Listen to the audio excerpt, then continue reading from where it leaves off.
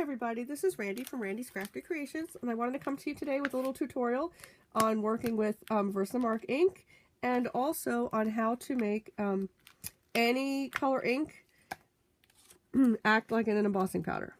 So, sorry, I just did a live, and so I put everything off to the side and some of my pieces were stuck together. But anyhow, so I'm going to talk about Versamark ink for just a moment. Versamark ink is great. You can do a couple different things with it. You can use it for heat embossing.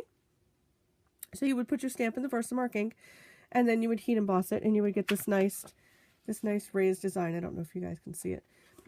And I'm going to show you how to do that in a minute. It's also,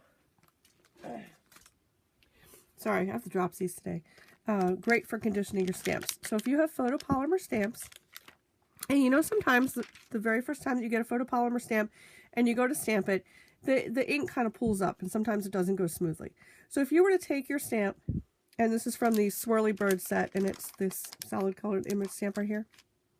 If you were to take the stamp and stamp it in your Versamark ink first, and then stamp it off on a piece of paper, that's going to help condition your stamp and leave the surface much more open to putting your dye-based ink on. So that's one of the ways to use Versamark, like I said, as a conditioning tool. And you can do that with any of your photopolymer stamps, not just Stampin' Up. Any of them. Sorry, if I don't put this away, I will. Okay. So that's one way. So another way is to emboss, and using different embossing powders. In our Stampin' Up catalog, we sell different color embossing powders. We have silver, gold, pewter, clear, and white. All right, so this is our silver, and you can see that it's a color. I'm going to be using our clear, and I get a couple things of our clear and I put them in a container like this because it's a little bit easier for me to use.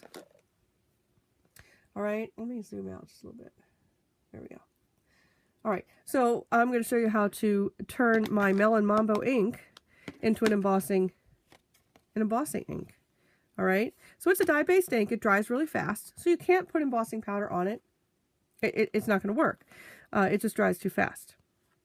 By adding our Versamark ink, we're going to turn this into an embossing powder, and or not an embossing powder, and a color that's able to emboss with clear embossing powder. So let me go ahead and show you that. I just had a piece of cardstock here.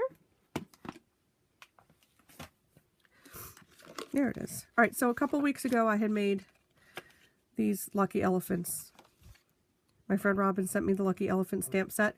I guess I met my sales goals in January and February, so thank you very much, and I thought I'd use it, so I just thought I'd use it again. This one is embossed with clear embossing powder, and then the Melon Mambo ink, as well as our silver embossing powder up top. So I'm going to show you how to do this. So I did this one on the live, so let me go ahead and put those aside. All right, our elephant from Lucky Elephant will fit on one of our E-size blocks. I, however, am going to use my stamp press.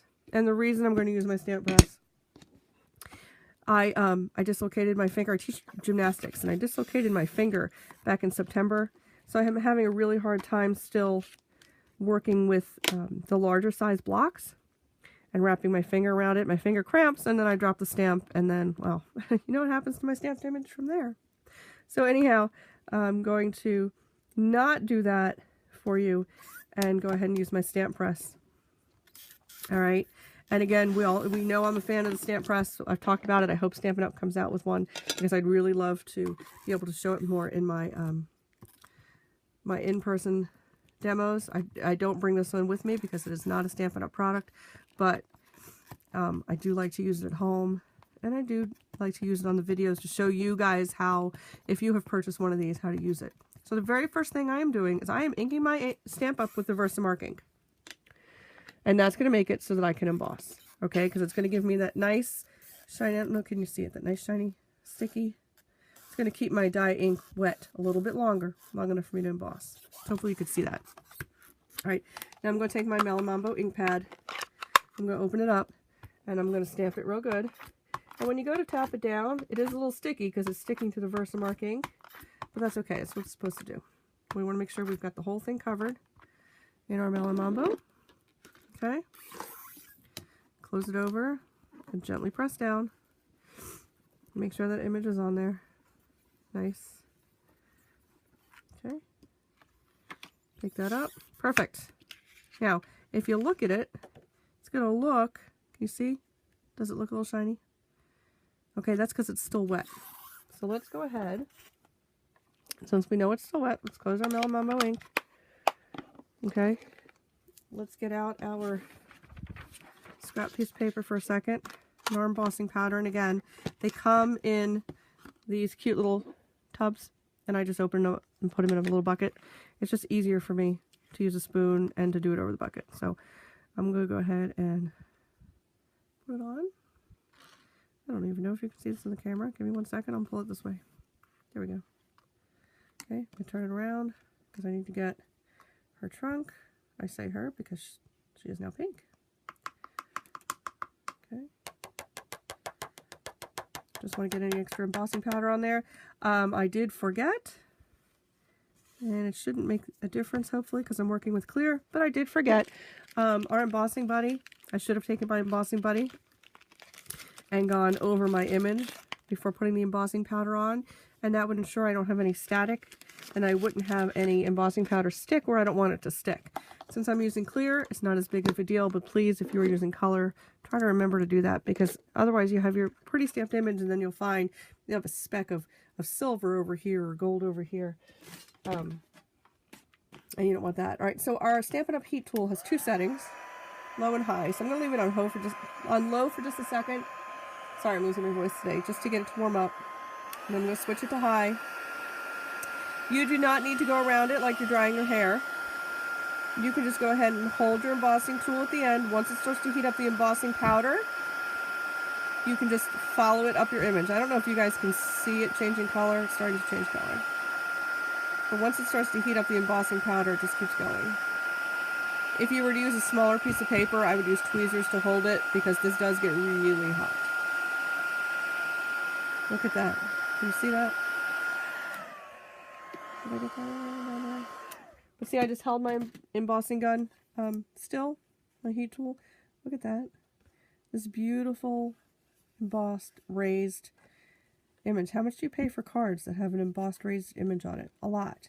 Well, you can make it yourself. And you turned your Melamumbo ink pad, your dye-based ink pad, into a embossed image. Now, with your stamp press, you could have stamped it in Versamark, then laid it down, then stamped it in your Melamumbo and laid it down again, and done it twice. But this way I did it all in one shot. And that's what I wanted to show you guys. If you didn't have a stamp press and you were doing it with just a block, it's going to be really hard to line it up. You can do it, but it's going to be really hard to line it up. So anyway, I just wanted to show you a quick tip and trick on how to go ahead and make any dye-based ink look like it's an embossing powder, just using clear embossing powders. That kind of opens up a whole world of possibilities for anything that you might want to do with embossing. And I'm happy to help you with that. So thank you for watching that. I also just wanted to let you guys know that we now have just 18 days left through Stampin' Up! Celebration. If I've sent you a catalog, great. Your thank you cards are on the way for your purchases. I really appreciate it. This is this month's thank you card. I showed that in a video last week with the how-to. So if you want to learn how to make this card, if you got these stamp sets free through Celebration already, just look on my YouTube channel and this video is on there. So again, I sent everybody a thank you card that's made a purchase with me. I'm so thankful for you guys, my customers. I love you guys. Want to, help you do things, help you maximize your Stampin' Up! Products. I don't want you to buy them and just keep them on a shelf. I want you to use them. And that's why I wanted to show you this technique today. So again, 18 days left through Celebration. Biggest time of the year to get some free things. For every $50 that you spend in our Occasions catalog and our regular catalog, you get to pick a Celebration item out of our Celebration catalog. So if you go over to my blog, www.randyscraftycreations.com, there's a whole bunch of information there. You can go to randycollins.stampinup.net to go ahead and place your order. If you are ordering the month of March, I would love it if you would use this Hostess code, please, when you make your purchases. That'd be great. And for every $50 purchase through my site with this Hostess code, I am giving away some SVG cut files as my gift to you, to tell you how much I appreciate you. If you happen to love die cutting machines like I do, the Cricut, the Silhouette, the Brothers Scan and Cut, those files will come in handy for you. So again, you can go over to my blog and get more information on that. So again, I hope you enjoyed my tip video. I hope I taught you something that you didn't already know. I'm Randy from Randy's Crafty Creations. Thanks for watching and have a great day.